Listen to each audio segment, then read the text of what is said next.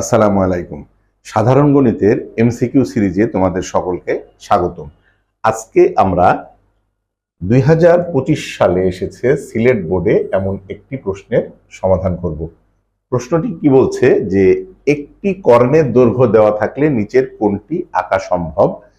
এখানে 4টি অপশন দেওয়া আছে: রম্বস, আয়ত, বর্গ, সামান্তরিক। তাহলে আমরা একটু খেয়াল করে দেখি যে এইটার ক্ষেত্রে আমরা যদি প্রথম অপশন অনুসারে একটা রম্বস আঁকি, এই একটা রম্বস, এই রম্বসের কিন্তু দুইটা কর্ণ থাকে। কর্ণ দুইটা কিন্তু কখনো সমান না। আমরা জানি রম্বসের কর্ণদ্বয় অসমান। যেহেতু অসমান কর্ণ কিন্তু কর্ণের দৈর্ঘ্য তো একটা দেওয়া আছে, যেহেতু দুইটা অসমান, তাহলে অবশ্যই একটা কর্ণ দিয়ে কখনো একটা রম্বস অঙ্কন করা যাবে না, কারণ কর্ণ দুইটা যেহেতু অসমান। আচ্ছা, তাহলে আমরা সামান্তরিক যদি বিবেচনা করি, তার মানে এখানে রম্বসটি আঁকা যাবে না।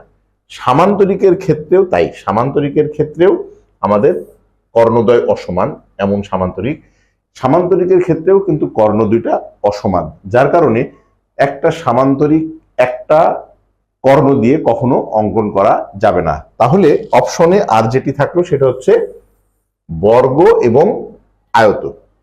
আয়তর ক্ষেত্রে আমরা কি জানি? আয়তের ক্ষেত্রে কিন্তু কর্ণ দুইটা সমান। আয়ত এমন হয়, এইখানে কিন্তু কর্ণ দুইটা সমান। এখন প্রশ্ন হচ্ছে, যেহেতু কর্ণ দুইটা একই, তাহলে কি আয়ত অঙ্কন করা যাবে? আমরা যদি আরেকটি চিত্র অঙ্কন করি বর্গের ক্ষেত্রে, বর্গ যদি আঁকি, তাহলে বর্গেরও দুইটা কর্ণ সমান। যেহেতু কর্ণ দুইটারই সমান, তাহলে কোনটা অঙ্কন করা যাবে? সেক্ষেত্রে আমরা যখন বর্গ অঙ্কন করি তখন আমরা কিভাবে অঙ্কন করি? যে আমরা প্রথমে একটা রশ্মি আঁকি, এই রশ্মি এঁকে বা একটা রেখাংশ যদি আমরা নেই, রেখাংশ নিলাম, এই রেখাংশটাকে আমরা করতাম কি, একটা বাহু, যে কোনো একটা বাহুর সমান করে আমরা একটা অংশ কেটে নিতাম। একটা অংশ কেটে নেওয়ার পরে এই রেখাংশটাকে কি আমরা কি করতাম, লম্ব সমদ্বিখণ্ডক আঁকতাম। লম্ব সমদ্বিখণ্ডক এঁকে অর্ধেক অর্ধেক করে নিয়ে এই দিকে অর্ধেক আর এই দিকে অর্ধেক, আর এই পুরোটা হচ্ছে আর একটা কর্ণ। তারপরে কি করতাম, এইগুলা আমরা যোগ করে দিতাম। এইগুলা হচ্ছে আমরা যোগ করে দিতাম এইভাবে। এইগুলা যোগ করে দিলে তখন আমরা একটা বর্গ পেতাম, এরকম বর্গ একটা পেতাম। কেন? এই বর্গের কর্ণদ্বয় কিন্তু পরস্পরকে সমকোণে সমদ্বিখণ্ডিত করে, যে এই কোণটা সমকোণ হয়।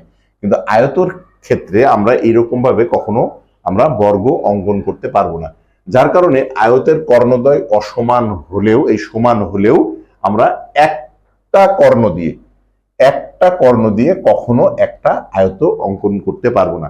তাহলে যদি একটা কর্ণ দেওয়া থাকে তাহলে আমাদের সঠিক উত্তর হবে বর্গ। যদি একটা কর্ণ দেওয়া থাকে তাহলে ওই কর্ণটা দিয়ে আমাদের একটি বর্গ অঙ্কন করা সম্ভব। আশা করি ক্লাসটি বুঝতে পেরেছো। তোমাদের ক্লাসটি যদি ভালো লেগে থাকে তাহলে অবশ্যই আমাদের ইউটিউব চ্যানেল প্রজন্ম পাঠশালা এবং ফেসবুক পেজ প্রজন্ম পাঠশালার সঙ্গে থাকবে। আল্লাহ হাফেজ।